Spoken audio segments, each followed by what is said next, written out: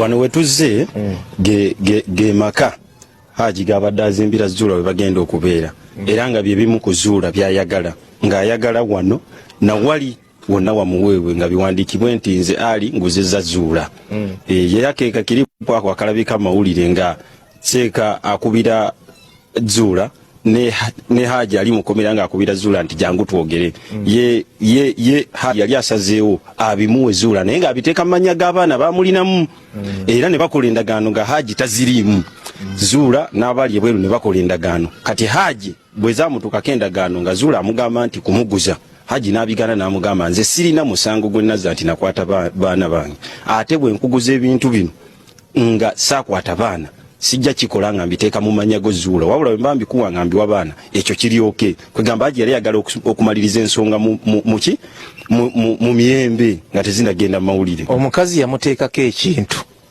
ne kimwezingako n'atuuka n'okukkiriza yeeyambule buli kintu kyonna akimuwe yeeyambule ebibye amuwe buli kintu naye ensi aleme kuweebuuka kitompeebuula kiyali ayagala amuwe naye ng'amuwa mu mannya g'abaana be ono n'agaana nti tompa mu mannya g'abaana mpanze Zuula sobole okutundawo nga bwe yatunda puladde eri nga bakava mahale n'agitundirawo puladde okuba ye Zuula bizinesi woman ebyo byakola kufeera basajja n'abatundako n'abaavuwaza era buli lunaku agamba mugenda kwavuwala agamba bajja bajja kulya enfuufu mu mbeera ng'eyo agamba ne bizinesi z'omusajja zonna we ziri agenda zikwata kwegamba oli ali mu kkomera nti kati yewampeta yazitegeerera muntu ye wa bizinesi Zuula tayina kirala weba omwetegereza ye wa bizinesi era ayagala kubba Hajji teyakwata mwana Hajji teyakwata mwana Kalina yeeno angaye mugiraba nayo yemu ku ebyo byagamba nti bimuweebwe ate nga tebimuweereddwa buweebwa endagaano zisome ng'eza bamanerenda nti onguzizza wadde nga tataddemu 10 ate ye atunde agamaka gogenda maaso n'okulaba kuggwe atulaba ye Kalina gyogenda maaso n'okulaba tugenda gikutambuza kubanga eri Kinyana Mpindi ne Hajjat Zuula wabeera ettaka lino lyowulira omugagga w'omundeeba Hajji Mutebi lyagulira Hajjat Zuula era wano yamuzimbirawo ekizimbe naye yazimbako Kalina ya wansi era Hajjat Zuula mu Kalina ye ya wansi ku kizimbe ekyo we yatandikira obulamu ku ssente eza Hajji Mutebi we mugenda maaso n'okulaba ye yagula ettaka n'azimbako bagula ettaka n'azimbako ate fulo eya wansi yeesooka era Hajjat Zuula oyo kakati eyasibisizza omwami we ate nga yagoba ne Mutebi we yasooka okubanga asula naye nga asula wansi kakati bw'afuna ono kakati omusibe bw'afuna kakati omusibe mu kiseera ekyo ng'amaze okumufuna kakati omusibe bwe yajja n'amusanga ntegeeza Hajji Ali bwe yajja n'amusanga mu kifo kino n'agamba nti katumalirize ate amaka gano kubanga yasanga asula wansi nga buliwo omupangisa ate nga ayagala kufuna na waggulu olwo kwe kumugamba nti katukufunire ate owogira ng'obeera olwo Hajji Ali n'agenda maaso n'okubanga ate amaliriza amaka gano Hajji Ali mu kiseera kino kuggwe atulaba yali mu kkomera gwe basibisizza ku by'okukwata omwana yamaliriza ennyumba eno kati ey'abapangisa era Hajjati yamusibisizza n'abanga obulamu obusooka era awo yabutandikira nga amusuza waggulu naye oluvannyuma abapangisa abajja nga baagala okutwala ekifo kyonna era ebyaddirira kwe kubanga ate wano baavaawo olwo Hajji Ali n'agenda maaso n'okubanga yamuzimbira amaka g'olengera wansi awo nkugamba ki kugamba nti wano Mutebi omugagga w'omundeeba yasooka okuzimbirawo Hajjat Zuula nga bakyali mu mukwano yamuzimbira ku fulo eyeesooka wansi naye oluvannyuma ennyumba yafuna abapangisa we bajjamu ate ne batwala wansi Hajji Mutebi we yali azimbye oluvannyuma Hajji Ali n'amaliriza ennyumba eno ne fulo eyo eddako waggulu gy'olaba ate n'amuzimbira n'amaka agolengera wali wansi ng'emaka ga Hajjat Zuula agwetogerako kakati afuuse ensonga atujja kumunoonya mu budde bwaffe obw'eddembe bino byonna ajja kubanga ate abyogerako naye nga kakati agamaka ono ge yamuzimbira era mwabeera era sawa zino mwali akuggwe agenda maaso n'okulaba omusibe gwe baasibye ye yazimba Kalina eyo gorofa gy'olaba si kyo kyokka kiyakola n'amaliriza n'eno gye tusoose okubalaga kakati ku bino byonna okusinziira ku bye tugenda tuwulira okuva mu bantu ab'enjawulo abadde ayagalirako n'amaka ge tujja obbalaga agali mu bitundu eby'omutundwe go gafaanana gatya na obudde bunaabutuganyiza ebyo naye tujja gendayo nago tugabalage eyo yonna property ng'agyagala ebisigadde tubibalekera ffe tuli okubatuusaako ate bye tujja mu bantu n'okubalaga amazima ga buli kimu nga bwe gatambula. Kalina bbiri zonna ziri zaajatika mbadde nsaba owulirize odi eno ekwatagana ku Hajjat ne Hajji. Waliwo omuntu akubidde essimu essaawa zino kati ng'agamba abeera Kajjansi Hajjat gye babeera.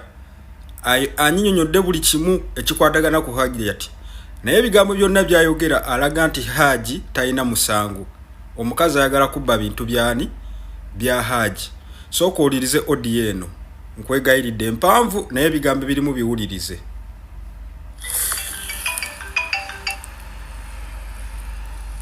Yiyo eri ku simu. I'm fine. How are you? In your clip on TikTok. So I decided to call you up or to text you. And on the matters concerning that lady. Hajjat. Zola or Zube? Zube. Yeah, it is Zube. Because at the village they know Zube. Okay. Mainly it's a long story. She's someone who is not easy, but it's going to be very hard for people to believe. Because for now, Hajj has nothing to say. I don't know actually Hajj. I just see them on the village and I know them.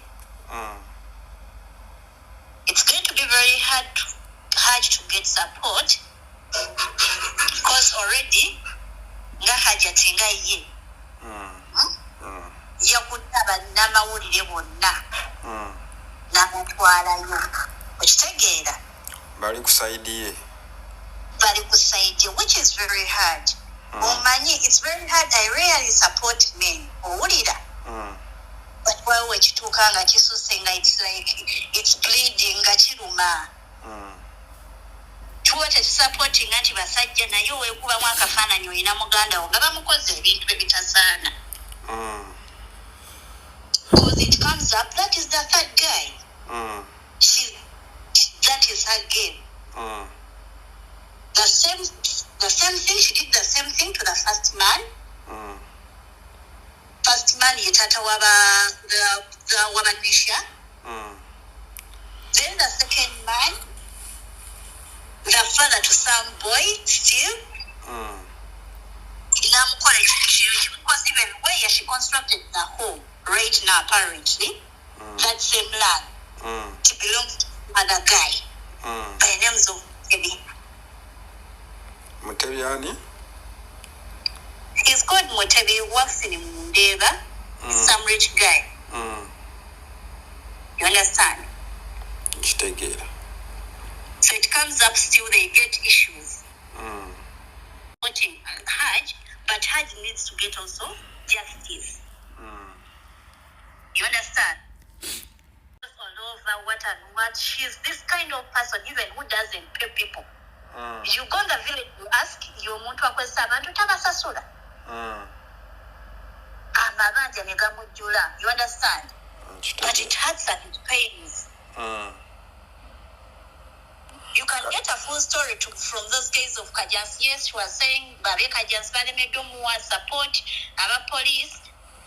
When she took that money, she was after the house and some money.